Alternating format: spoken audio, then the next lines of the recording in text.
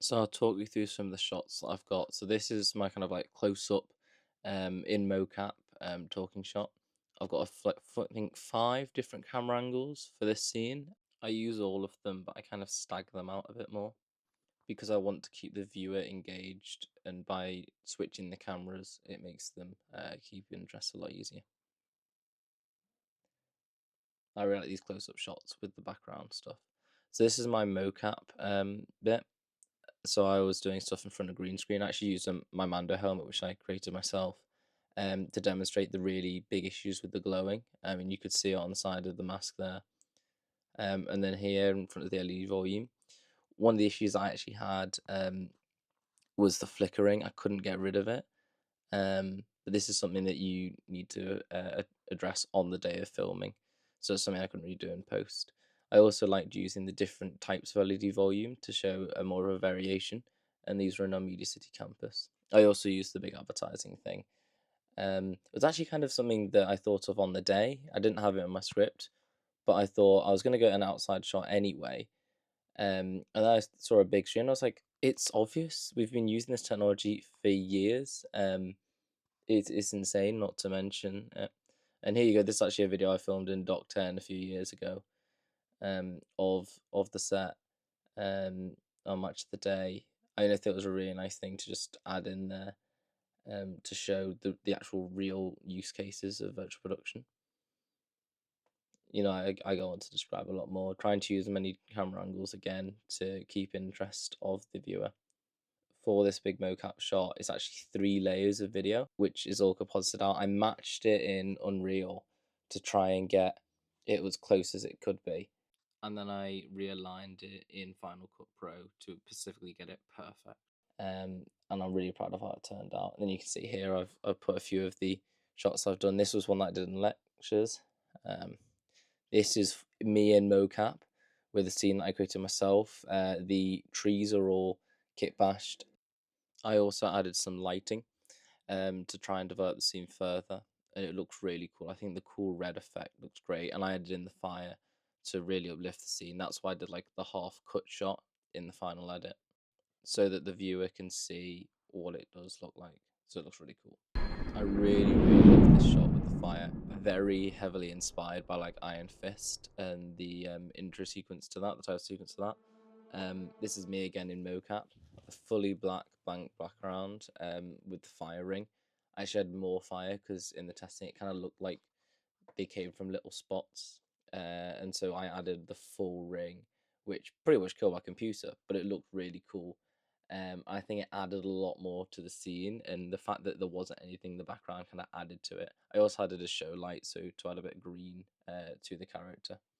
This is a moving shot from the stuff that Unreal give you. They give you like a production, literally this. So I did some show lights, I had some green lights at the top, some show lights in between the pillars. I did this moving camera shot to show you what you can do if you just open Unreal. Don't even kit bash, you just straight download and chuck a camera in, which I'm sure some people have done in the past, especially for testing. This is my final real person shot of me, which helps break up the cool videos of my stuff from Unreal. This is probably my favorite shot. I intentionally set up the camera in the mocap studio to perfectly be able to catch that side by side, and I love it. It's a downloaded model. It's built-in particle effects for the fire. I think I had dust effect, and I also got another dust effect from Connell in the mocap studio. He gave me his, and it just looks amazing. I love the shot. I shared it with friends and family because it just works so well. I had the character in the fist position already, like the superhero landing position, and it flies in from the top as like a kind of freeze frame, and then it starts playing when it hits down, and then I have them walk off. I think it just looks absolutely amazing. I also added a show light and fire to the right off screen, which gives a slight bit of detail to the shine. I also messed with the specular of the fog as well as the actual materials of the Iron Man, because I wanted to add more shine and a bit grit. So I actually added the built-in Unreal Gold material to the arms, and it just looks amazing. This is a rotating shot, as you can tell. Starts actually kind of going through, I think, the top of a fire, which gives it that extra bit of movement, and it just looks amazing. Again, the Iron Man shots, one of my favorite shots. I also added some sound effects. The clunk sound effect is actually from me hitting my microwave with like a metal pincers. That's in the documentation. It was kind of weird because I wanted to get this kind of like clong. So I think I think I slowed down the pace, and I reduced the pitch of it to make it sound deeper. And I think it works really well. The second shot doesn't need it as much, but definitely the first shot, it had so much to it, having that there. I also had to use the movie render queue plugin, and I also had to resync the audio because when it spits it out as two separate files. So I got to resync, and it also doesn't give me the blank space before any sound effect or after to finish the scene. So you've got to retime it and kind of like realign it in, especially for the stormtrooper shot, which is the next one. It was really helpful learning that with a more simple bit before I added like the laser shots. This shot was really complex. I had to learn how the explosions could be triggered. Unfortunately, when you render it, it always plays the explosions right at the start, at least I found for my testing. So I had to start the scene earlier, let it explode, make sure the tick rate was high enough that it would kind of reload the explosion to actually fire at the right time in my render. But I think it looks amazing. I would add laser bolts if I could do more to it, and maybe change the sound effect a bit and do something myself, because that was the built-in Unreal sound effect for the like laser shot. I did download this file for the stormtroopers. Unfortunately, I had to retarget the material, which wasn't too bad.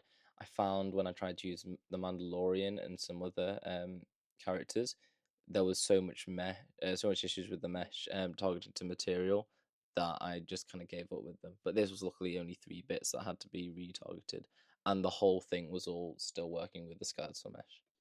I love this matrix shot. It's actually 3 renders from the same scene. I duplicated the worlds and the level sequences to make, after I got all the camera stuff working exactly how I wanted it. And it looks amazing. Absolutely worth the effort that I put in to do that bit. It just looks amazing. I got kind of like a nice panning shot with it. It's using the base Unreal character as well as the Mixamo um, like tracking guy, and the actual skeletal mesh itself I put as a layer, and messing with the occupancies in Final Cut Pro, it makes it look so amazing, and it's better than I could do when I put me in mocap, like the video of behind the scenes of me in mocap next to it, because it's perfect. It's literally perfect, and it just looks absolutely phenomenal. This is why I used it as the final shot, which I then added some tracking in Final Cut to get it to zoom in and then fade out on the center album. I thought it was just a really nice way to round off the entire video. I really like this scene. This is a fully pre-prepared scene that we used for a lecture to experiment with cameras, and I loved it, especially this next shot, the focus pull with the flowing bits. I mean, it really gave me the ideas to do the more things that I could do in Unreal, and that really you could make anything and use real camera techniques in it.